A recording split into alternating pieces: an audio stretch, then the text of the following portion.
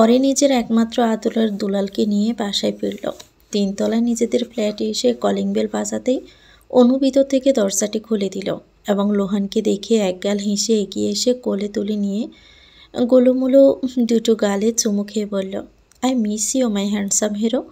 লোহান বুকে দুহাত ভাঁজ করে মুখ ঘুরিয়ে নিয়ে গম্ভীর কণ্ঠে বলার চেষ্টা করল, I am not a hero and I haven't not missed you or your devil girl at all. তাই নাকি মিস্টার অ্যাংরি? তুমি আমাদের একটু মিস করনি? নো। অনু দুষ্ট হেসে বলল, এজন্যই নিক্কিকে রেখে এসেছে সিলেটে। এখন নিশ্চয়ই হ্যাপি তুমি? অনুর কথা শুনে লোহানের চোখ দুটো বড় বড় হয়ে গেল। সে অবিশ্বাস্য কণ্ঠে বলে উঠল, হোয়াট আর ইউ সিরিয়াস মামনি? তুমি ওকে একা ওই দূর শহরে রেখে আসতে পারলা? অনুকে লোহানকে নিয়ে ভিতরে ভিতরে যেতে যেতে বলল, yes baby, I am serious. এটা কিন্তু একদম ঠিক কাজ করনি মামনি। তুমি আমার বনুকে এভাবে কেন রেখে এলে? এখানে থাকলেও ও তোমার হাতে সবসময় মার খায়, তাই বলে ওকে পুরোটাই রেখে আসবে? লোহানের কথা শুনে অনুর ভ্রু কুঁচকে গেল। সে জিজ্ঞেস করল, মানুষকে বুঝি অর্ধেক করে রেখে আসা যায়? লোহান কিছু বলল না, বরং রাগে ফুঁসতে থাকলো। তার রাগান্বিত চেহারাটা দেখে অরি আবারও থমকে গেল। চোখের সামনে বেশি উঠল ওই লোকটার রাগান্বিত চেহারা। সে ভেবেছিল সব অতীত ভুলে নতুন একটা সুন্দর জীবন গড়ে তোলার, যেখানে ওই লোকটার নামটা পর্যন্ত থাকবে না। কিন্তু সেখানে অলরেডি ওই মানুষটার হুবহু কার্বন কপি এসে হাজির। অরি চেষ্টা করে লোহানকে একদম সাদাসিধা তৈরি করতে, কিন্তু লোহান যত বড় হচ্ছে ঠিক ততই ও লোকটার মতো হচ্ছে। এটা নিয়ে খুব চিন্তা হয় তার। সে চায় না কিছুতেই তার ছেলেটা ওই লোকটার মতো অতিরিক্ত রাগী হোক, কিন্তু শরীরে যার রক্ত বইছে তার থেকে আলাদা হবে কি করে? অরি এসব ভেবে মনে মনে দীর্ঘশ্বাস ছাড়ল। সে রুহানের স্কুল ব্যাগ টেবিলের উপর রেখে বলল, ওকে রাগাস না অনু। আর লুহান, তোমার মামনি তোমার সাথে মজা করছে। তোমার বোনও এখানে রয়েছে, হয়তো রুমে ঘুমাচ্ছে। তুমি এসো, গোসল করিয়ে দিব। অনু লুহানকে ড্রয়িং রুমে নিয়ে এসে নামিয়ে দিতে লুহান কোমরে দুহাত রেখে বলল, তুমি খুব পসা মামনি। এই মাম্মা, মামনিকে চেঞ্জ করে আমার জন্য অন্য ভালো দেখে একটা মামনি নিয়ে এসো প্লিজ। ছেলের কথা শুনে অরি মিটমিট করে হাসতে হাসতে বলল, চেঞ্জ করার অপশান থাকলে অবশ্যই করতাম। এদিকে অনু মা ছেলের কথা শুনে নাক ফুলিয়ে বলল, আইসে আমাকে চেঞ্জ করতে। আগে নিজেদের থোবড়াটা চেঞ্জ করে এসো, তারপর না হয় এই অনন্যা চৌধুরীকে চেঞ্জ করবে। লুহান জুতা খুলে সোফার উপরে উঠে দাঁড়িয়ে থেকে কিছু একটা বলতে যাবে, তখনই তার তীক্ষ্ণ নজরটা অনুর ঘাড়ের উপরে পড়ে। সে ব্রু কুঁচকে তাকিয়ে থেকে জিজ্ঞেস করল, আমার মতো ওই পেতনিটাও তোমার গাড়ি বাইট করে মামনি? ছোট্ট ছেলেটার কথা শুনে অনু চমকে উঠে তড়িঘড়ি করে টি শার্টের গলা দিয়ে জায়গাটা ঢাকার চেষ্টা করে বলল, হ্যাঁ, ও কান্নাকানির সময় কামড় মেরেছে। তুমি যেমন আগে রেগে মেগে কান্না করতে করতে তোমার মাম্মাকে সহ আমাদের সবাইকে কামড় মারতে, ঠিক তেমনই তোমার বদ স্বভাবটা এখন তোমার বোনও পেয়েছে। তাদের কথার মাঝে অরি ক্রাসের সাহায্যে ধীরে ধীরে হেঁটে এসে অনুর পাশে দাঁড়ায় এবং ছোট বোনের গাঢ় থেকে টি শার্টের অংশ সরাতেই কালচে বেগুনি রঙের চোপ চোপ দাগ বেশি উঠল। এতে অরির কপাল কুঁচকে গেল। সে মনে মনে ঠিকই ভেবেছিল, কারণ সে জানে নিক্কি কখনোই এমনটা করে না। ও লুহানের সে 1000 গুণ ভালো মেয়ে হয়েছে। তার পক্ষ থেকে এমন আচরণ কখনোই আশা করা যায় না। অরি অনুর দিকে তীক্ষ্ণ নজরে তাকাতে অনু শুকনো ডোক গিলে কথা ঘুরানোর জন্য বলে উঠল, আপু তুমি কি গোসল করে নাও, আমি লুহানকে গোসল করিয়ে দিচ্ছি। বলে সে লুহানকে কোলে নিয়ে জলদি নিজের রুমের দিকে চলে গেল। আর অরি ব্রু কুঁচকে এখনও সেদিকে তাকিয়ে রইল। দুপুর গড়িয়ে সন্ধ্যা হয়ে এসেছে। ব্যস্ত চট্টগ্রাম শহরে মাত্র 2 বন্ধু এসে পৌঁছেছে। সকাল থেকে একটানা লং ড্রাইভ করে আসার ফলে লিওয়ানের শরীর কিছুটা ক্লান্ত হয়ে পড়েছে। তারা দুজনে একটি হোটেলে উঠল। এই শহরে 3-4 দিনের মতো থাকবে, তারপর আবারও ব্যাক করবে সিলেটে। ওখান থেকে আসার সময় সবাইকে সবটা বলে এসেছে। তেমন কারোরই আপত্তি ছিল না, শুধু তানিয়া নামক মেয়েটি ছাড়া। সে রিক্কির সঙ্গে একান্ত কিছুটা সময় কাটাতে চেয়েছিল আজ। তানিয়া রাতে বান্ধবীদের সঙ্গে প্ল্যান করেছিল আজ তার হবু বরকে নিয়ে চা বাগানে ঘুরতে যাবে, কিন্তু তাদের সব প্ল্যান ঘেটে করে দিয়ে লিওয়ানের সাথে চলে এসেছে রিক্কি। তার এসবের মাঝে কোনো রকম মাথা ব্যথা নেই। সে তো অন্য কারো প্রতি আবারও আসক্ত হয়ে পড়েছে। এটা যে না চাইতেও তাকে কষ্ট দিচ্ছে। সে চেয়েছিল এত সহজে সব কিছু ভুলে যাবে না, যার জন্য মেয়েটাকে বিয়ে করতেও রাজি হয়ে গেছে, শুধুমাত্র একজনকে ভুলে থাকার জন্য। কিন্তু এখন আবারও তার বেহায়া মনটা বিগড়ে গেছে। সে চাইলেও নিজের অবাধ্য ভালোবাসার অনুভূতিগুলো থেকে মুক্ত হতে পারছে না। সে জায়গায় তার নিজের অংশ রয়েছে, এটা জেনে কখনো আর সে বিয়ে করার কথা ভাবতেও পারে না। যেখানে তার ভালোবাসাকেই এখনো ভুলে যেতে পারেনি, সেখানে নিজের সন্তানকে ভুলে যাবে কি করে? এটা কি আদৌ সম্ভব? কখনোই না।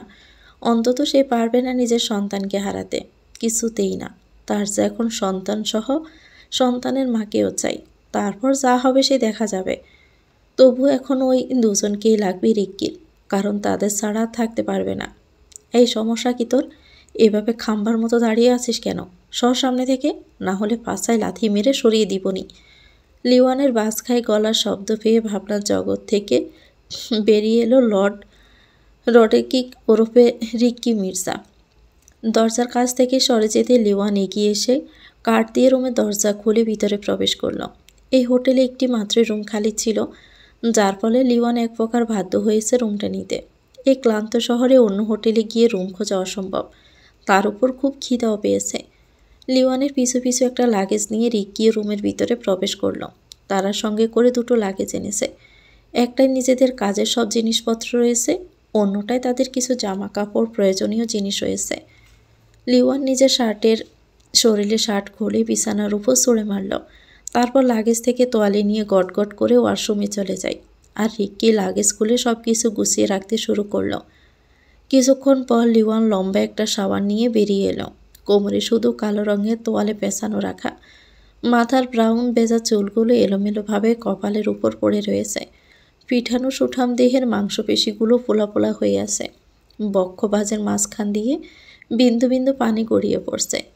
অতিরিক্ত পশা দেহের মাঝে পানির ছোট ছোট বিন্দুগুলো হীরের মতো চকচক করছে। দুহাতের নীল রগগুলো স্পষ্ট বোঝা যাচ্ছে। সঙ্গে ফেটে 6টি সিক্স প্যাকগুলো খুব ভালো করেই ফুটে উঠে আছে। তাকে দেখে বোঝা যায় এখনও নিজের ফিটনেস খুব ভালো করে মেনটেন করে রেখেছে। লিওয়ান বেরিয়ে এলে রিক্কি ওয়াশরুমে চলে যায়। তারও এখন শাওয়ার নেওয়াটা জরুরি। লিওয়ান নিজের ফোনটা নিয়ে নিজ থেকে খাবার অর্ডার করে রেখে দিল। পোশাক পরিধান করে ঠোঁটের কোণে জ্বলন্ত সিগারেট চাপল। সোফার উপর বসে থাকা ছোট টি টেবিলের উপর পা জোড়া রেখে কোলের উপর ল্যাপটপ নিয়ে মনোযোগ সহকারে একটি ইমেল লিখে একজনের ইমেল অ্যাড্রেসে পাঠিয়ে দিল। রিক্কিও একটা লম্বা শাওয়ার নিয়ে বের হয়ে আসে। তার পরনে ধূসর রঙা ট্রাউজার। সে নিজেও যথেষ্ট নিজের শারীরিক ফিটনেস মেনটেন করে রেখেছে। দুই বিদেশি বিড়ালদের দেখে চেনার উপায় নেই যে তারা এক বাচ্চার বাপ। কলিং বেলের আওয়াজ পেয়ে ধবধবে পর্সা উদাম গায়ে পাতলা একটা টি শার্ট জড়িয়ে এগিয়ে গেল রিক্কি এবং দরজা খুলে দেখলো হোটেলের স্টাফ খাবার নিয়ে এসেছে। রিক্কি স্টাফকে কিছু টাকা বকশিস দিয়ে ভিতরে নিয়ে এলো। লিওহান তখন বেলকুনিতে দাঁড়িয়ে থেকে নিকোটিনে ধোঁয়া ছাড়ছে এবং রাস্তার দিকে তাকিয়ে আছে। ভিতর থেকে রিক্কির কণ্ঠস্বর শুনে সিগারেট ফেলে দিয়ে রুমে এলো। এরিন বলেছিল এই শহরের কোনো একটি স্টোর থেকে এঙ্গেজমেন্টের সব ড্রেস নেওয়া হয়েছিল এবং সেখানে হাফ পেমেন্ট করা হয়েছে। তাই ভাবছিলাম রাতে গিয়ে বাকি পেমেন্ট করে দিয়ে আসব। সঙ্গে বিয়ের জন্য যা যা অর্ডার করা হয়েছে সেসব কিছু ক্যান্সেল করে দিব। যেখানে বিয়েই হবে না সেখানে হুদাই এতগুলো ড্রেস নিয়ে কী হবে? অযথা ডিজাইনারদের সময় নষ্ট হবে। তুই এতে কী বলিস লিও? লিওয়ান সোফায় বসে থেকে নিজের প্লেটে খাবার বেড়ে নিতে নিতে বলল, অর্ডার ক্যান্সেল করাই বেটার হবে। তুই যাবি আমার সঙ্গে? আমি তোর মতো বটগাছের আঠা নয় যে চিপকে থাকবো। লিওয়ানের কথা শুনে রিক্কি অমলেট চিবুতে চিবুতে বিড়বিড় করে বলল, একবার বউ বাচ্চাকে পেতে দে, তখন তোকে পাত্তাই দিব না। সিলেটে কি হয়েছে অনু? দেখ, একদম মিথ্যে কথা বলার চেষ্টা করবি না। আমি অতটাও বোকা নই যে কোনটা ছোট বাচ্চার কামড় আর কোনটা অন্যজনের কামড়ের চিহ্ন বুঝতে পারবো না। তাই বলছি সবটা সত্য করে বল, ওখানে কি হয়েছে? কেউ তোর সঙ্গে অসভ্যতমি করার চেষ্টা করেছে? স্টোরে অরি কর্মচারীদের নতুন ড্রেস ডিজাইন করার জন্য কথা বলছিল। অনেক কাস্টমাররা এসে নিজেদের পছন্দ মতো কেনাকাটা করছে। তখন অনু ফাঁকা জায়গায় এসে দাঁড়িয়ে থেকে ফোনে কথা বলছিল। কথা বলা শেষ হলেই পেছনে ঘুরতে অরি একের পর এক প্রশ্ন ছড়ে দিল। বড় বোনের কথা শুনে অনু দীর্ঘশ্বাস ফেলে বলল, তোমায় অনেক কিছু বলার আছে আপু, কিন্তু এখানে নয়। বাসায় ফেরার পর সবটা তোমায় বলবো। আর তুমি চিন্তা করো না, ওখানে কেউ আমার সঙ্গে বেয়াদবি করেনি। অরের মনে হাজারটা প্রশ্ন জাগলো, এখন কোনো কিছু জিজ্ঞেস করলো না, কারণ সে নিজেও প্রচুর ব্যস্ত। তাই আর কথা না বাড়িয়ে নিজেদের কাজে মনোযোগ দিল। এখন বাজে রাত 10টা। রাতের শহরে চারিদিকে আলোকময় হয়ে রয়েছে। এই সময়টা গ্রামে গভীর রাত হলেও শহরে রাতে ছিটেফোঁটা নেই। লোকজনের কোলাহল ও যানবাহনের শব্দে পুরো শহরটাকে ব্যস্ত রূপান্তরিত করেছে। রাস্তার পাশে দোকানপাট সবগুলো খোলা রয়েছে। বড় বড় শপিং মল, রেস্টুরেন্ট, ক্যাফে ইত্যাদি আর নানান রকমের জায়গায় মানুষজন গিজগিজ করছে। ঠিক একইভাবে লেওলোতে সবসময়ের মতো আজও রাতেও ভিড়। অনুসহ তার বান্ধবীরা অন্যদিকে কাস্টমারদের ড্রেস দেখাতে ব্যস্ত, আর অরিসহ কিছু কর্মচারীরা অর্ডারের খাতা লিখতে ব্যস্ত। তাতে থেকে কিছুটা দূরে দুটো চেয়ারে বসে থেকে নিক্কি ও লুহান, দুজনের হাতে আইসক্রিম ও অনেকগুলো চকলেট। মূলত অনু বিচ্ছু দুটোকে জিনিস দিয়ে শান্ত করে এখানে বসিয়ে রেখেছে। রাতের বেলা তারা বাসায় একা থাকতে না পারার জন্য নিজেদের সঙ্গে করে নিয়ে আসে দুবোন। স্টোরে তাদের খেয়াল রাখার জন্য অনেকেই রয়েছে এবং সবার সঙ্গেই বেশ ভাব নিক্কির। লুহান সহজে কাউকে পাত্তা দেয় না, সে নিজের মতোই থাকতে পছন্দ করে, কারোর সাথে খুব বেশি একটা কথাও বলে না। লুহান আইসক্রিম খাচ্ছিল আর সবাইকে দেখছিল। ঠিক তখনই নিক্কির হাত থেকে আইসক্রিম গলে উপরের অংশটা নিচে পড়ে যায়।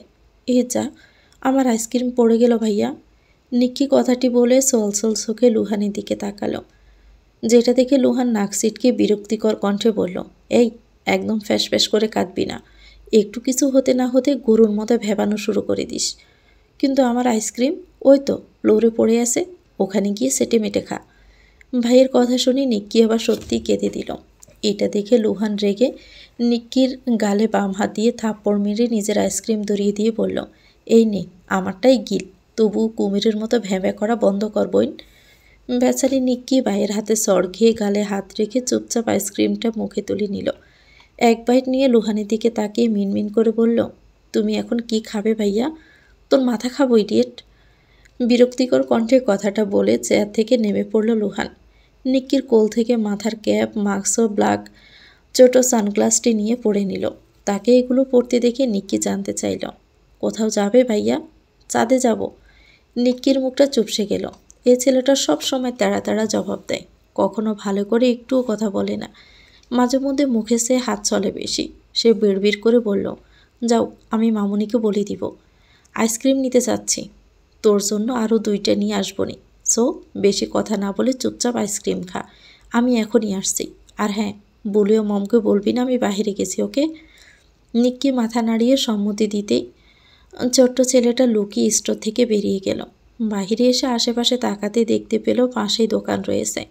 এটা দেখে লুহান দৌড়ে সেদিকে চলে যায় এবং দোকানে এসে পকেট থেকে টাকা বের করে 2টো আইসক্রিম ও 2টো কাপ কেক কিনে নিল। সেগুলো নিয়ে আবারও দৌড়ে স্টোরের দিকে চলে যায় এবং সামনে এলে একজনের সঙ্গে আচমকা ধাক্কা খেয়ে ঠাস করে নিচে পড়ে গেল। লুহান নিচে হাঁটু ভেঙে পড়ে আছে, তার চোখ থেকে সানগ্লাস নিচে পড়ে গেছে। ক্যাপটা খুলতে গিয়েও খুলে যায়নি। সে চট করে মাথা তুলে উপরে তাকিয়ে অজানা ব্যক্তিটির দিকে কটমট দৃষ্টিতে তাকিয়ে চেঁচিয়ে বলে উঠল, ইউ ইডিয়েট, রাতকানা, চোখের মাথা কি খেয়েছেন নাকি চোখ খুলে কোথাও দান করে রেখে এসেছেন? অজানা অচেনা একটা বাচ্চা ছেলের মুখে এমন কথা শুনে রিক্কি হতভম্ব হয়ে দাঁড়িয়ে রইল। এদিকে লুহান চোখ মুখ কুঁচকে সোজা হয়ে উঠে দাঁড়িয়ে নিচে পড়ে থাকা আইসক্রিম ও কাপকেকের দিকে তাকায়। আইসক্রিম ঠিক থাকলেও কাপকেক দুটো এর অবস্থা খারাপ। বক্সের ভিতর সব কিছু লণ্ডভণ্ড হয়ে গেছে।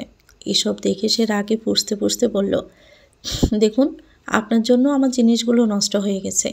নিচের দিকে হাতের ইশারা করে দেখায় লুহান। রিক্কি সেই দিকে এক পলক তাকিয়ে আবারও বাচ্চা ছেলেটির দিকে ব্রুকুসকে তাকিয়ে থাকলো। বয়সে তার মেয়ে থেকে একটু বড় হবে হয়তো।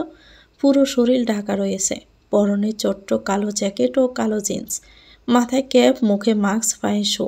অচেনা বাচ্চা ছেলেটির গাঢ় বাদামি বর্ণের তীক্ষ্ণ চোখ জোড়া ছাড়া আর কিছুই দেখা যাচ্ছে না। এমনকি দুহাতীয় ব্ল্যাক হাতা কাটা মোজা রয়েছে, শুধু অর্ধেক ছোট্ট ছোট্ট হাতের আঙ্গুলগুলো বের হয়ে আছে। ছেলেটার মাথা থেকে পা পর্যন্ত পর্যবেক্ষণ করে নিল রিক্কি। সে ব্রু চুলকাতে চুলকাতে আশেপাশে একবার তাকায়। কই, অন্য কোনো বাচ্চা তো এমন করে নিজেকে ঢেকে নেই, তাহলে এই ছেলেটা কেন নিজেকে এভাবে আড়াল করে রেখেছে? নিজের মনের মাঝে অনেকগুলো প্রশ্ন জেগে উঠল রিক্কির। এ বাচ্চা ছেলের হাবভাব দেখে মনে হচ্ছে কোনো বড় লোকের ছেলে হবে, নয়তো কোনো রাজনীতি বা মাফিয়ার ছেলেটেলে হবে। যদি তাই হয়, কিন্তু ছেলেটা তাকে এভাবে একা ঘুরছে কেন? তার আশেপাশে তো গার্ড থাকার কথা। তাহলে কি সে যেটা ভাবছে ওইগুলো ভুল, নাকি একটু বেশি বেশি ভাবছে? ও হ্যালো, মম বলেছে কোনো ভুল বা অন্যায় করলে সঙ্গে সঙ্গে সরি বলতে হয়। সো সরি বলুন আমায়, আমার হাতে বেশি টাইম নেই। ওইদিকে আমার বোনটা ওয়েট করছে আমার জন্য। লুহানের কথা শুনে রিক্কির কপালে ভাঁজ পড়ে যায়। এই ফুসকু ছেলেটা বলছেটা কি? সে সরি বলবে, যেখানে তার কোনো ভুলই নেই। এই ছেলেটাই তো হুট করে কই থেকে দৌড়ে এসে তার সাথে ধাক্কা খেয়ে পড়ে গেল। সেখানে সে কেন সরি বলবে? আশ্চর্য। এই যে হাফ ব্যাটারি, আমি কেন সরি বলতে যাব শুনি? যদি কারো সরি বলতে হয় তাহলে সেটা তুমি বলো, কারণ তোমার জন্য দেখো আমার দামি ফোনটার কী অবস্থা হয়েছে। বলে রিক্কি তার পাশে ইশারা করল। লুহান রিক্কির পায়ের কাছে তাকিয়ে দেখে একটি আইফোন উপর হয়ে পড়ে আসছে নিচে। এটা দেখে লুহানের মাস্কের ভিতর ঠোঁটের কোণে বাঁকা হাসি ফুটে উঠল। যাক, শুধু তার জিনিসের ক্ষতি হয়নি, বরং এই লোকটারও কিছু ক্ষতি হয়েছে। এতেই সে মনে মনে হ্যাপি। রিক্কি নিচ থেকে নিজের ফোনটা তুলে নিয়ে দেখল সামনের স্ক্রিনে হালকা ড্যামেজ হয়েছে। এটা দেখে সে কিছু বলতে যাবে তার আগে লুহান নিচ থেকে জিনিসের পলিথিন হাতে তুলে নিয়ে স্টোরের ভিতর যেতে যেতে বলে উঠল, ইউ ডিজার্ভ ইট রাতকানা। ছেলেটার কথা শুনে রিক্কির মুখ অটোমেটিক হা হয়ে গেল। সে বেকুবের মতো ড্যাব ড্যাব করে ছেলেটা যাওয়ার পথের দিকে তাকিয়ে থাকলো। এইটুকু একটা হাফ ব্যাটারির আচরণ দেখে রিক্কি পুরোই শকড। সে জানতো বাচ্চারা ভীষণ কিউট হয়, কিন্তু এই ছেলেটাকে দেখে বদের হান্ডি বললেও হয়তো কম বলা হয়ে যাবে। What's your problem? এখানে দাঁড়িয়ে আছিস কেন? সব কাজ ফিনিশ? পেছন থেকে লিওয়ানের গম্ভীর কণ্ঠস্বর শুনে রিক্কির ধ্যান ভাঙল। সে চট করে পিছনে তাকিয়ে বলে উঠল, আরে দূর বেটা, কাজ করব কিভাবে? একটু আগেই একটা বদমাস হাফ ব্যাটারির সঙ্গে ঝামেলা হয়েছে। মানে? লিওয়ান ফোনের দিক থেকে চোখ তুলে রিক্কির দিকে তাকিয়ে থেকে ব্রু কুঁচকে জিজ্ঞেস করল। সেটা শুনে রিক্কি একটা দীর্ঘশ্বাস ফেলে অসহায় কণ্ঠে বলল, আর বলিস না ভাই, একটা বাচ্চা ছেলের সঙ্গে ভুলবশত ধাক্কা লেগেছিল। ওই পাকা আমের পাকা পাকা কথা শুনে আই এম তে অবাক।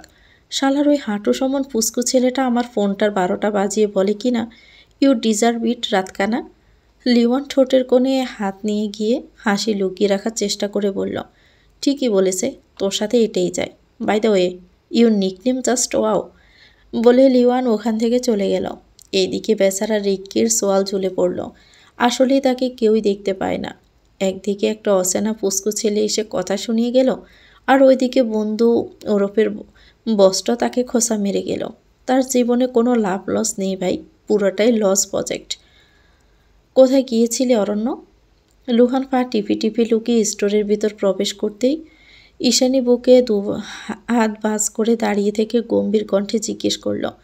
সেটা শুনে লুহান শুকনো ডোক গিলি দৃঢ় কণ্ঠে বলল, শিশি করতে গিয়েছিলাম আপনি। ও তাই বুঝি? তা শিশি করতে গিয়ে যে আইসক্রিম কেক পাওয়া যায় সেটা তো জানতাম না। অরণ্য ওরফে লুহান ধরা পড়ে গিয়ে হাতের পলিথিন পেছনে লুকিয়ে রাখার চেষ্টা করে বলল, এইগুলো তো না, মানে আসলে হয়েছেটা কি? মানে সরি আপু, আর এমনটা হবে না। তুমি প্লিজ মমকে বলো না, না হলে মম আর আমাকে এখানে নিয়ে আসবে না প্লিজ। লোহান গোমরা মুখ করে কথাগুলো বলে ঈশানীর দিকে সলসল চোখে তাকায়।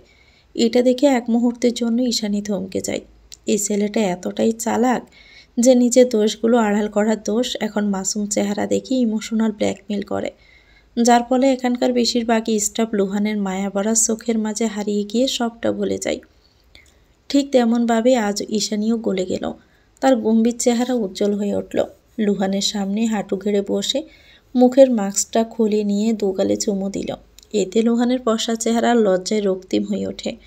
সেটা খেয়াল করে ঈশানী দুষ্ট হেসে বলল, কি ব্যাপার অরণ্য চৌধুরী, হঠাৎ করে তুমি এত ব্লাশ করছো কেন? লুহান তড়িগড়ি করে মুখের মাস্ক পরে বিড়বিড় করে বলল, এভাবে আমায় কিস করবে না, লজ্জা তো করে। ঈশানী শব্দ করে হেসে দিল। এইটুকু ছেলে বলে কিনা তার লজ্জা করে? ওরে ওরে ওরে আমার লজ্জা বত্তারে, এসো তোমায় আরেকটু আদর করে দেই।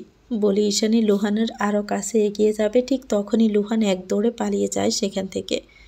এজন্যই লুহানের এখানে ভালো লাগে না। যখন তখন মেয়েরা এসে তাকে আদর করে দেয়। সে ছোট হলেও তো লজ্জা করে নাকি? লুহানের যাওয়ার পথের দিকে তাকিয়ে থেকে হাসতে হাসতে উঠে দাঁড়ায় ঈশানী, এবং তখন খেয়াল করে তারা যে এঙ্গেজমেন্টের অনুষ্ঠানে গিয়েছিল সেখানকার হবু বর নিজে এদিকে এগিয়ে আসছে। এটা দেখে সে নিজেকে ঠিক করে নিয়ে এগিয়ে গেল। Hello sir, I can help you. Ricky স্টোরের ভিতরে এসে চারপাশ দেখছিল। বিশাল দোকান, সব কিছু কি সুন্দর করে সাজিয়ে রাখা।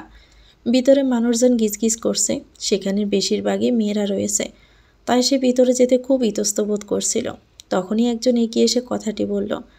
রিক্কি সামনে তাকিয়ে দেখে একজন মেয়ে দাঁড়িয়ে আছে। ড্রেস আপ দেখে বোঝা যাচ্ছে এখানকার একজন স্টাফ হবে হয়তো। তাই সে একটা স্বস্তির নিঃশ্বাস ফেলে বলল, yes, I will need some help. Ishani আলতো হেসে বলল, sure sir, tell me how I can help you. I am the fiancé of the eldest daughter of the Sultan family. At lot of outfits were purchased from here for our engagement, and half the payment was made. So I have come to pay the remaining amount. It would be great if I could speak with the owner of the shop. I know, sir. আপনি কে? আমরাই আপনাদের এঙ্গেজমেন্টের অনুষ্ঠান গিয়ে সব ড্রেসগুলো delivery করে এসেছি। আমাদের বস এখানেই রয়েছেন, কিন্তু উনি এখন ভীষণ ব্যস্ত রয়েছেন। বাট আপনি চাইলে ম্যানেজারের সঙ্গে কথা বলতে পারেন। রিক্কি কিছু একটা ভেবে বলল, ঠিক আছে, আমি ওনার সাথেই কথা বলবো। ওকে স্যার, আসুন আমার সঙ্গে। ঈশানী কথাগুলো বলে ডান দিকে হেঁটে যেতে শুরু করলো। রিক্কি চুপচাপ যেতে লাগলো। ওদিকে লিওয়ানও বাহিরে অপেক্ষা করছে তার জন্য। তাই যা করা জলদি করে এখান থেকে যেতে হবে। ম্যাম, আপনার সঙ্গে একজন ভিআইপি কাস্টমারের ফিয়েন্সে কথা বলতে এসেছেন। ইস্যুর বাচ্চা, তোকে আমি কতবার বলেছি আমাকে ম্যাম বলে ডাকবি না? তারপরেও তুই। হঠাৎ করে অনুর কথা আটকে গেল গলার ভিতরে। সে অবাক চোখে তাকিয়ে রয়েছে তাদের থেকে কিছুটা দূরে দাঁড়িয়ে থাকা মানুষটির দিকে। সে মানুষটাও অবাক চোখে তাকিয়ে রয়েছে তার দিকে। দুজনেই হয়তো ভাবতে পারেনি আজ এখানে এই মুহূর্তে আবারও দেখা হয়ে যাবে। আপনারা কথা বলুন, আমি আসছি। কথাটি বলে ঈশানী সেখান থেকে চলে গেল। অনু মুখ থেকে কলম বের করে হাতে থাকা খাতার ভিতর রেখে ঘুরে দাঁড়ালো। সে ভাবতেও পারেনি তার না হওয়া প্রিয় মানুষটিকে আবারও দেখতে পাবে। রিক্কি এগিয়ে আসতে আসতে জিজ্ঞেস করলো, তুমি এখানে কি করছো? বাই এনি চান্স তোমরা কি এই শহরে থাকো? রিক্কির কথা শুনে অনু কী বলবে বুঝতে পারল না। এদিকে রিক্কি এগিয়ে এসে তার পেছনে দাঁড়িয়েছে। তার শরীর থেকে পুরুষালী কড়া পারফিউমের সুঘ্রাণ অনুর নাকে এসে ভারবার ঠেকছে। সে নিজেকে সামনে নিয়ে দৃঢ়কণ্ঠে বলল, আমি এখানে জব করি। আপনি কেন এসেছেন এখানে? পেমেন্ট করতে অ্যান্ড অর্ডার করা ড্রেসগুলো? চিন্তা করবেন না, আমরা অলরেডি কাজ শুরু করে দিয়েছি। বিয়ের আগে সব কিছু পেয়ে যাবেন। আর আপনাকে কোনো পেমেন্ট করতে হবে না। ধরে নিন আপনার বিয়েতে দেওয়া আমার পক্ষ থেকে ছোট্ট উপহার। রিক্কির কথা শেষ না হতে অনু কথাটি বলে উঠল। সেটা শুনে রিক্কি গম্ভীর কণ্ঠে বলল, এখানে এক্স ওয়াইফের থেকে গিফট নিতে আসিনি, বরং সব অর্ডার ক্যান্সেল করতে এসেছি। অনু অবাক হয়ে পেছনে ঘুরে রিক্কির দিকে তাকিয়ে বলল, বাট হোয়াই? আমাদের করা ড্রেসগুলো পছন্দ হয়নি? রিক্কি গাড় কাত করে তাকিয়ে থেকে অনুর আপাদমস্তক পর্যবেক্ষণ করতে করতে বলে উঠল, সো বিউটিফুল। তাহলে ক্যান্সেল করবেন কেন? অনুর কথা শুনে রিক্কি বাঁকা হেসে বলল, আমার চোখে যা সুন্দর সেটাকে অলরেডি বুকিং করে নিয়েছি, এখন শুধু কাছে পাওয়া বাকি। মানে? রিক্কির এমন হ্যালিমার্কা কথা শুনে কিছুই বুঝতে পারল না অনু। রিক্কি সোজা হয়ে দাঁড়িয়ে মাথা নাড়িয়ে বলল, নাথিং। তুমি তানিয়া সুলতানার সব অর্ডার ক্যান্সেল করে দাও। বাদবাকি তোমাদের বসের যা লোকসান হয়েছে সেটার হিসেব বলো, পেমেন্ট করে দিচ্ছি। অনুর এখন ভীষণ রাগ হলো। সে খাতাটি শব্দ করে পাশে টেবিলের উপর রেখে দাঁতে দাঁত চেপে বলল, টাকা গরম অন্য কোথাও গিয়ে দেখাবেন মিস্টার মির্জা। এখানে আপনার টাকার গরম চলবে না। অ্যান্ড সব অর্ডার ক্যান্সেল করা হলো। আপনাদের মতো ফালতু লোকজনের কাছে আমরাও ড্রেস দিতে ইচ্ছুক নই। এখন যেতে পারেন, ধন্যবাদ। আমার মেয়ে কোথায়? অনুর রাগ দেখে রিক্কি শান্ত গলায় জিজ্ঞেস করল। সেটা শুনে অনু কাট গলায় বলল, যেখানে থাকার দরকার সেখানেই রয়েছে। আর আপনার এখন এসব না ভেবে বরং নিজের হবু বউর কথা ভাবুন। বলে অনু সেখান থেকে চলে যেতে নিলে রিক্কি তার হাতের বাহু চেপে ধরে দেওয়ালের সঙ্গে ঠেসে ধরল। এ তো অনু বর্গে যায়। সে বিচলিত কণ্ঠে বলল, এসব কি করছেন? কেউ দেখে ফেললে ভুল বুঝবে, ছাড়ুন আমাকে। রিক্কি তাকে ছাড়ল না, উল্টো আরও শক্ত করে চেপে ধরে হিসিয়ে বলল, আমার মেয়ে কোথায়? নিক্কি এখানেই রয়েছে। অনু রিক্কির রক্তিম চোখের দিকে তাকিয়ে থেকে কথাটি বলল। সেটা শুনে রিক্কি কিছুক্ষণ চুপ থেকে বলল, এখন থেকে আমার মেয়ে আমার সঙ্গে থাকবে। অনু আঁতকে উঠে বলল, আমি ওকে ছাড়া কিছুতেই থাকতে পারবো না। কথাটি শুনে রিক্কি বাঁকা হেসে অনুর চোখে চোখ রেখে হাসকি স্বরেই বলল, তুমি চাইলে মেয়ের সাথে তোমাকেও নিতে পারি, এতে আমার কোনো সমস্যা নেই। তোমাকে না হয় এই লর্ড রডেরিক আবারও বিয়ে করে নিবে। চট্টগ্রাম শহরের একটি নামকরা লিওলো স্টোরের সামনে বিরক্তিকর ভঙ্গিতে নিজ গাড়ির সঙ্গে হেলান দিয়ে দাঁড়িয়ে রয়েছে লিওয়ান। সে আজ এতটাই ডিস্টার্ব যে তার কাছে এই মুহূর্তে সব কিছুই অসহ্য লাগছে। ইচ্ছে করছে স্টোরের ভিতর থেকে রিক্কিকে টেনে নিয়ে এসে এই বড় জনসম্মুখের মাঝে উত্তম মাধ্যম দিতে। শালার বেড়ার জন্যই আজ এত রাতে এভাবে বাহিরে দাঁড়িয়ে থেকে মশার চুমু খেতে হচ্ছে। সে ঘণ্টাখানেক আগে গিয়েছে ভিতরে, এখন 11:30 বাজতে চলল, অথচ রিক্কি মহারাজের টিকিটা পর্যন্ত দেখা মিলছে না। লিওয়ান মনে মনে একটা ভয়ঙ্কর গালি দিয়ে মাথার চুলগুলো পিছনে ঠেলতে ঠেলতে পাশের চায়ের দোকানে গিয়ে বসল। স্টোরের ভিতর অতিরিক্ত মেয়ে মানুষ থাকার ফলে সে যেতে চাইছে না। তার উপর আজ তারা গার্ডও নিয়ে বের হয়নি। কথা ছিল 10 মিনিটের ভিতরে সব কাজ শেষ করে তারা দুজন হাসপাতালে গিয়ে ঘুরে হোটেলে ফিরে যাবে, কারণ লং জার্নি করার ফলে তাদের শরীরটা একটু ক্লান্ত। লিওয়ান ভেবেছিল হোটেলে ফিরেই একটা লম্বা ঘুম দিবে, কিন্তু সেটার হয়ে উঠল না। বাইজান চা দেমো? 15 কিংবা 16 বছরের একটা শ্যামলা বর্ণের ছেলে এসে দৃঢ় কণ্ঠে জিজ্ঞেস করল। লিওন চট্টগ্রামের ভাষায় পুরোপুরি না জানলেও টুকটাক বুঝতে পারে এবং বলতেও পারে। 1 কাপ লেবু চা দাও। লিওয়ানের কথা শুনে ছেলেটা মাথা নাড়িয়ে বলল, আচ্ছা আইয়ে রে ইউদ বয়ন, আয় এখন আইয়র। বলে ছেলেটা দৌড়ে দোকানের ভিতর চলে গেল। আর লিওয়ান মুখের মাস্ক খুলে একটা কাঠের বেঞ্চের উপর নিজের রুমাল মেলে দিয়ে তার উপর বসল এবং বারবার তার থেকে কিছুটা দূরে স্টোরের দরজার দিকে তাকাতে থাকলো। মাম্মা, কই তুমি? এই দেখো না, ভাইয়া আমার সুন্দর ড্রেসটা একদম নষ্ট করে দিয়েছে। ছোট্ট মেয়েটির আদরে কণ্ঠস্বর রিক্কির কর্ণপাত হতেই সে শট করে উনের ঠোঁট জোড়া ছেড়ে দিয়ে দূরে সরে এলো। স্বামীর কাছ থেকে ছাড়া পেতে অনু জোরে জোরে নিঃশ্বাস নিয়ে নিজেকে সামলানোর চেষ্টা করল। নিচ থেকে দ্রুত জর্জেট ওড়নাটি তুলে গায়ে পেঁচিয়ে নিতে মেয়ে এসে সেখানে হাজির। নিক্কি দুহাতে নিজের ফ্রকের নিচের অংশ ধরে রেখে অনুর কাছে দৌড়ে এলো এবং কাঁদো কাঁদো গলায় বলল, দেখো মাম্মা, ভাইয়া আবারও আমার ড্রেস নষ্ট করে দিয়েছে। অনু হাঁটু ভেঙে মেয়ের সামনে বসে তাকিয়ে দেখল পুরো ড্রেসের সামনের অংশে কেকের ক্রিম মাখানো হয়েছে। এটা দেখে সে পোষ করে নিঃশ্বাস ফেলে মেয়ের দুগালে হাত রেখে দৃঢ় কণ্ঠে বলল, কাঁদে না আম্মু, আমি এর চেয়ে সুন্দর দেখে আরও ড্রেস বানিয়ে দিব, ঠিক আছে? নিক্কি নাক টেনে মাথা নাড়িয়ে সম্মতি দিল।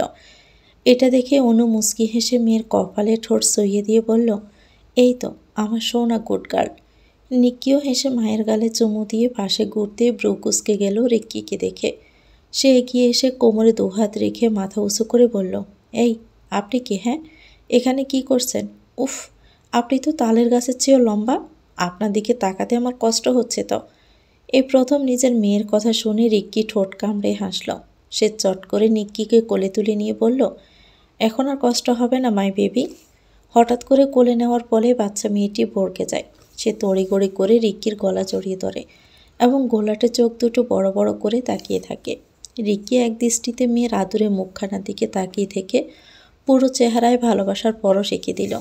ছোট্ট মেয়েটির কি হলো কে জানে, সেও এক দৃষ্টিতে রিক্কির পশ্চাৎ চেহারা দিকে তাকিয়ে থাকলো। তার কেন জানি মনে হচ্ছে সেই লোকটাকে দেখেছে, কিন্তু কোথায় দেখেছে মনে করতে পারছে না। হঠাৎই নিক্কির কিছু একটা মনে হতে তার চোখ জোড়া চিকচিক করে উঠল।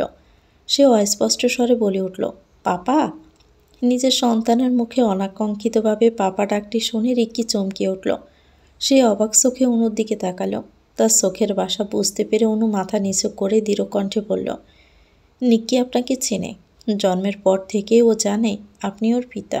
আপনার কোনো ছবি ছিল না আমার কাছে, কিন্তু আপনি তো পুরোটাই আমার অস্তিত্ব জুড়ে ছিলেন। স্বয়ং আপনাকে দিতে না পারলেও আপনার পেন্টিং এঁকে মেয়েকে দিয়েছি। ওটা দেখেই এত বছর বড় হয়েছে, তাই হয়তো আজ চিনতে পেরেছে আপনি ওর পাপা। আর ওই অনুষ্ঠানে আপনাকে ও দেখেনি। যদি দেখতো তাহলে হয়তো তখনই আপনার কাছে ছুটে যেত। অনুর কথা শুনে রিক্কি আর এক দফা চমকে উঠল। এদিকে নিক্কি এত বছর পর নিজের পিতাকে কাছে পেয়ে ঠোঁট ভেঙে কেঁদে উঠল। মেয়েকে কাঁদতে দেখে রিক্কির বুকটা মোচড় দিয়ে উঠল। সে মেয়েকে জড়িয়ে ধরল। নিক্কি তার পাপার গলা শক্ত করে জড়িয়ে ধরে গাড়ে মুখ গুজে কাঁদতে থাকলো এবং বলল, পাপা, তুমি কোথায় ছিলে বলো তো? আমার কথা কি একটুও মনে হয়নি তোমার? আমি কি খুব পসা মেয়ে, তাই দূরে ছিলে আমার থেকে?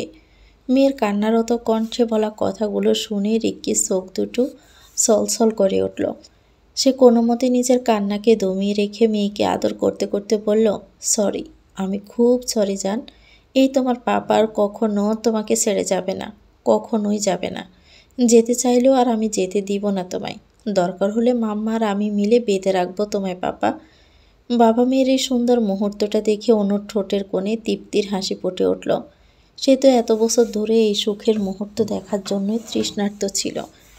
সে আশার যে যেটার আশা ছেড়ে দিয়েছিল একটা সময়, সেটা আজ পেয়ে মনটা হালকা লাগছে। এই সুখের মাঝেও কেন জানি অনুর কিছু একটা ফাঁকা ফাঁকা লাগছে। বারবার ওই এঙ্গেজমেন্টের দৃশ্যটা চোখের সামনে ভেসে আসছে। তাহলে কি সে নিজের ভালোবাসার মানুষটিকে পেয়ে আবারও হারিয়ে ফেলবে? তার মতো তার নিষ্পাপ মেয়েটাও কি তার পাপাকে হারিয়ে ফেলবে? এসব ভেবে নিমিষে অনুর মনটা বিষাদে ভরে গেল। হাসিমাখা মুখটায় আধার নেমে এলো। সে ওখান থেকে চলে যেতে চাইলে রিক্কি পেছন থেকে হাত টেনে ধরল। অনু শান্ত চোখে পেছনে ফিরে তাকায়। রিক্কি এক হাতে মেয়েকে জড়িয়ে ধরে অনুর চোখের দিকে চোখ রেখে বলে উঠল, যাব না, তোমাদের ছেড়ে আর কোথাও যাব না। স্বামীর কথাটি শুনে অনু ঠোঁটের কোণে হাসি ফুটে উঠল। সে দৌড়ে এসে তার প্রিয় পুরুষটিকে জড়িয়ে ধরল। রিক্কি হেসে মা মেয়েকে বুকের মাঝে আগলে নিয়ে স্বস্তির নিঃশ্বাস ছাড়ল। এখন থেকে এটাই তো তার ছোট্ট সুখের ঠিকানা। এটা কী ধরনের ব্যবহার? হ্যাঁ, এই আপনাদের বছরে কতবার চাঁদা দিতে হয়? গত মাসেই না মোটা অঙ্কের টাকা দিয়ে নিয়ে গেলেন, এখন আবার কেন এসেছেন? সুমির কথা শুনে বখাটের ছেলেগুলো শব্দ করে হেসে উঠল। এইটা দেখে সুমির রাগটা তর তর করে বেড়ে যায়। এই টোকাই মাস্তানগুলো প্রতি মাসে এসে চাঁদা তুলে নিয়ে যায়। কেউ দিতে না পারলে তার দোকানপাট ভাঙচুর করে। এ এলাকায় বলতে গেলে সবাই ভয় করে রনি নামের অসভ্য মাস্তানকে এবং তার সাঙ্গপাঙ্গদের। এমপির একমাত্র ছেলে হওয়ার ফলে এক নম্বরের বেয়াদব অসভ্য জানোয়ার একটা। বাপের ক্ষমতাও নিজের রাজনীতির লিডার হওয়াতে দেমাগি তার আলাদা। এদের জন্য তার সাধারণ মানুষরা ঠিকমতো জীবনযাপন করতে পারে না। রাস্তায় মেয়েরা পর্যন্ত এদের জ্বালায় বের হতে ভয় পায়, কারণ তাদের খুব বাজেভাবে ইপটিজিং করা হয়ে থাকে। একবার তো এদের পাল্লায় পড়ে অনু ও ঈশানী পড়েছিল। ঈশানী ভয় পেলেও অনু একটুও ভয় পায়নি। উল্টো যে ছেলেটা তাদের সঙ্গে খারাপ আচরণ করার চেষ্টা করেছিল তার গালেই সপাটে থাপ্পড় মেরে দেয়। এটা নিয়ে সে কি কাণ্ড ঘটেছিল! অনেক কষ্টে এই ঝামেলা থেকে বের হতে পারলেও এই সন্তানদের চোখের বিষ এই স্টোর ধ্বংস করার জন্য এই পর্যন্ত কম চেষ্টা করেনি রনি নামক মাস্তানের পিছু পিছু ঘোরা কুকুরগুলো। কিন্তু প্রতিবারই তাদের হাঁটতে হয়েছে অরির বিচক্ষণ তেজি বুদ্ধির কাছে। অরি কখনোই কোনো ঝামেলায় জড়াতে চায়নি, বরং সে সর্বোচ্চ চেষ্টা করে এসব এড়িয়ে চলার। কিন্তু কই থেকে না কই উড়ে এসে জড়ে বসেছে উটকো ঝামেলাটা। ভাগ্যে সেই জায়গাটা নিজেদের নামে করে নিয়েছে, না হলে এতদিন এখান থেকে উঠিয়েই দিত দোকানটি। ঈশানীর মামাই এলাকার চেয়ারম্যান হওয়ার সুবাদে তাদের বেশি ক্ষতি করতে সক্ষম হয়নি বখাটের দলগুলো, কিন্তু প্রতি মাসে ঠিকই একটা মোটা অঙ্কের টাকা নিয়ে যায়। এতে অনু গোর আপত্তি জানালেও অরি বিনা বাক্যে টাকা দিয়ে এসেছে, কারণ সে ঝামেলায় পড়তে চায় না, আর না তাদের কেউ শত্রু হোক। সে এক নির্ভেজাল জীবন যাপন করতে চায়। এতে তারা আর কেউ বাধা দেয়নি, বরং এত বছর চুপচাপ মুখ বুজে সব কিছু সহ্য করে এসেছে। কিন্তু ইদানিং এরা নরম পেয়ে একটু বেশি গরম ঝাড়ার চেষ্টা করছে। কি হয়েছে সুমি? সুমির ভাবনার মাঝে অরিক রাসের সাহায্যে ধীরে ধীরে হেঁটে বাহিরে এলো। সে বাহিরে এসেছিল রুহান ও নিক্কির জন্য খাবার নিতে। তখনই সুমির বলা কথাগুলো শুনে সে আর সামনের দিকে না গিয়ে ডান দিকে এলো। তাকে দেখে সুমি কাছে এসে বলল, দেখো না আপু, এই শয়তানগুলো আজ আবারও চাঁদা তুলে নিতে এসেছে, তাও শুধুমাত্র আমাদের স্টোর থেকেই। সুমির বলা কথা শুনে অরির কপাল কুঁচকে গেল। সে সামনে তাকিয়ে দেখল 5 জন ছেলে দাঁড়িয়ে রয়েছে। এদের দেখে চিনতে অসুবিধা হলো না। সে শান্ত গলায় বলল, দেখুন ভাইয়া, গত মাসে আপনারা দ্বিগুণ চাঁদা নিয়ে গিয়েছেন আর বলেছিলেন এই মাসে আর আসবেন না, তাহলে কেন আজ আবার এখানে এসে ঝামেলা সৃষ্টি করছেন? একটা ছেলে ঠোঁটের কোণ থেকে সিগারেট বের করে সামনে এগিয়ে এলো। অরের মাথা থেকে পা পর্যন্ত পর্যবেক্ষণ করে নিয়ে বলল, আমরা যেটা চাচ্ছি সেটা দিয়ে দাও, তাহলে আর আসবো না বেবি, প্রমিস। অরের শরীর জ্বলে উঠল। এর আগেও এদের থেকে কুপ্রস্তাব পেয়েছে, তবুও সে এসবে মাথা নাঙামিয়ে নিজের কাজে মনোযোগ দেওয়ার চেষ্টা করেছে। কিন্তু এরা দিনকে দিন আরও অসভ্যতামি শুরু করেছে। অরি নিজেকে শান্ত রাখার চেষ্টা করে আবারও দৃঢ়কণ্ঠে বলল, কত টাকা লাগবে আপনাদের? এই বেশি না, 5 লাখের মতো দিলেই হবে। ছেলেটার কথা শুনে পাশ থেকে সুমি চোখ দুটো বড় বড় করে চেঁচিয়ে বলে উঠল, what are you crazy man? এতগুলো টাকা, তাও আবার চাঁদা হিসাবে? অসম্ভব, আমরা কিছুতেই দিব না। ছেলেটার পেছন থেকে আরেকটি ছেলে এগিয়ে এসে শয়তানি হাসি দিয়ে বলল, আমাদের একটা রাত দাও, তাহলে আর কখনো তোমাদের জ্বালাবো না। কথাটি শোনা মাত্র সুমির পশ্চাৎ চেহারা রক্তিম হয়ে উঠল। সে তেড়ে আসতে নিলে ওরে বাধা দিল। সুমি অবাক চোখে বসের দিকে তাকায়। ওরে দীর্ঘ শ্বাস পেলে ইশারায় মানা করে এই সময় ঝামেলা সৃষ্টি না করতে, কারণ সে কিছুটা হলেও আন্দাজ করতে পারছে এই ছেলেগুলো আজ ইচ্ছে করে এসেছে ঝামেলা করার জন্য। তাই সে সুমিকে মানা করে এদের ফাঁদে পা না দিতে। এতগুলো টাকা এই মুহূর্তে আমার পক্ষে দেওয়া সম্ভব নয়, আপনারা টাকার অ্যামাউন্ট কিছুটা কম করুন। ওরের কথা শুনে ছেলেগুলো বলল, একটুও কম হবে না ম্যাডাম, হয় আমাদের পার্সোনাল ডিমান্ড পূরণ করুন, নয়তো এখন এই মুহূর্তেই টাকাটা দিন, না হলে কি করবেন বলুন? খবর পেলাম তোমার কলিজার টুকরো নাকি এখানে রয়েছে, তাই ভাবছি ওকেই নিয়ে যাব, সঙ্গে তোমার ওই তেজওয়ালি বোনের রাজকন্যাকেও।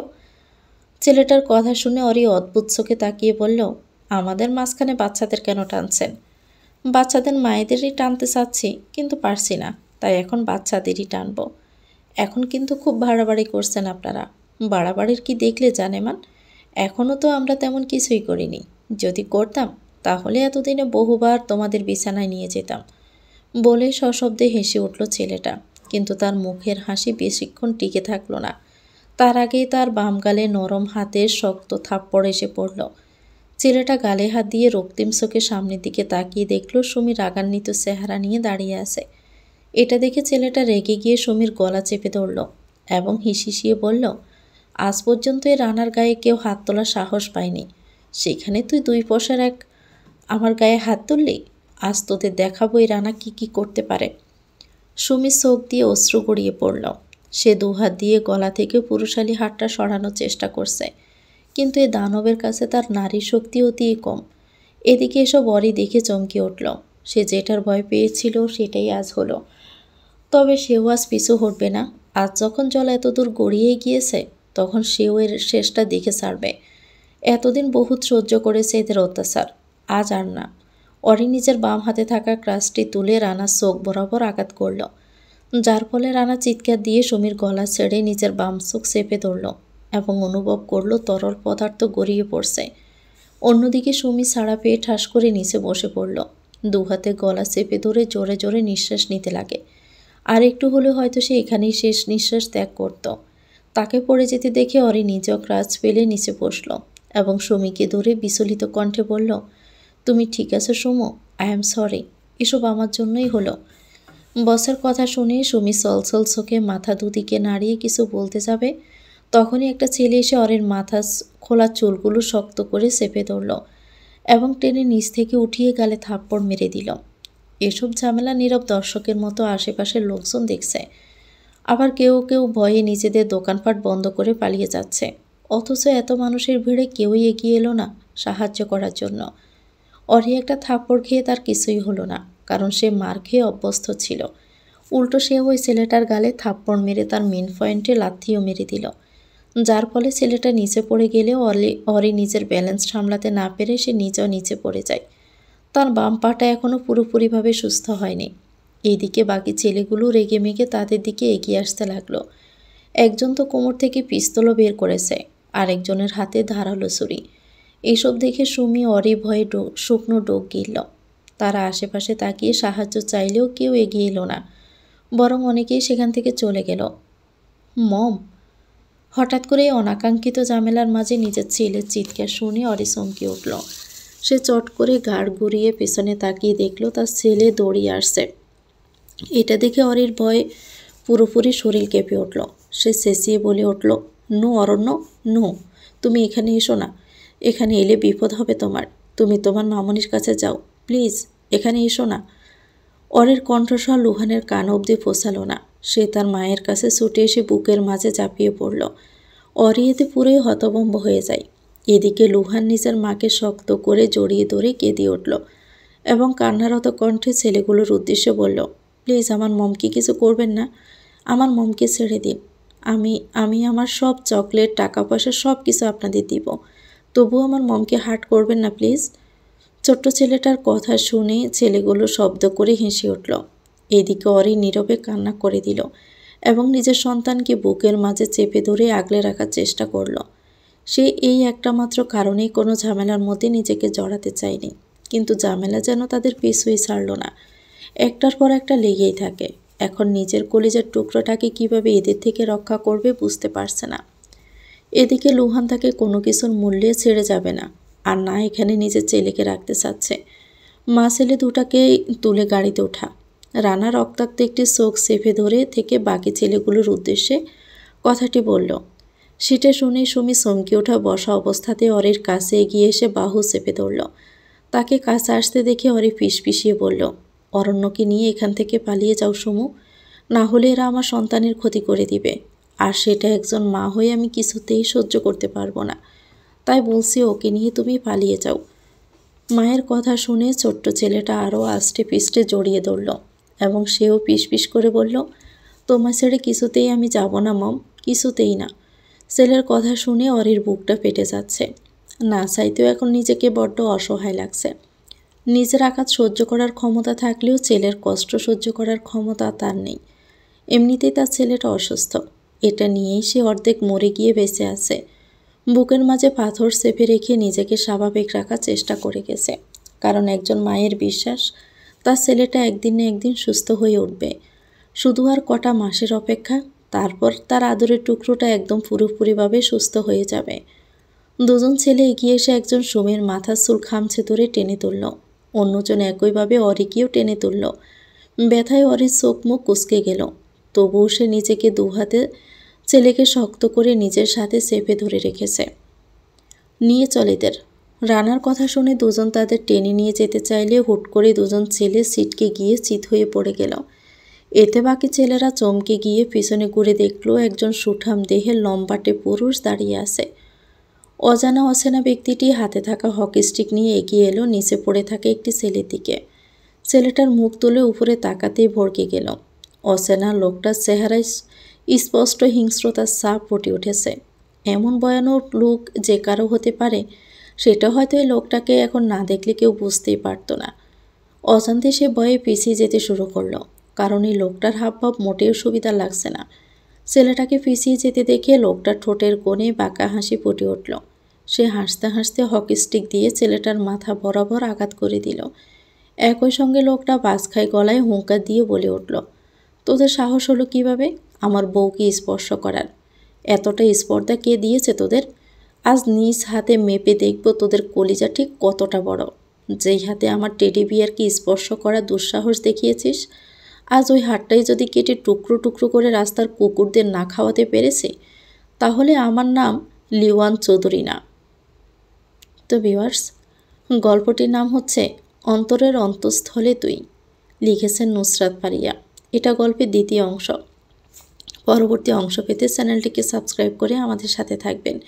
ভিডিও ভালো লাগলে একটি লাইক দিয়ে দিবেন, কমেন্ট করে জানাবেন কেমন লেগেছে। সেভাবে ভালো থাকবেন। আল্লাহ হাফেজ। আসসালামু আলাইকুম।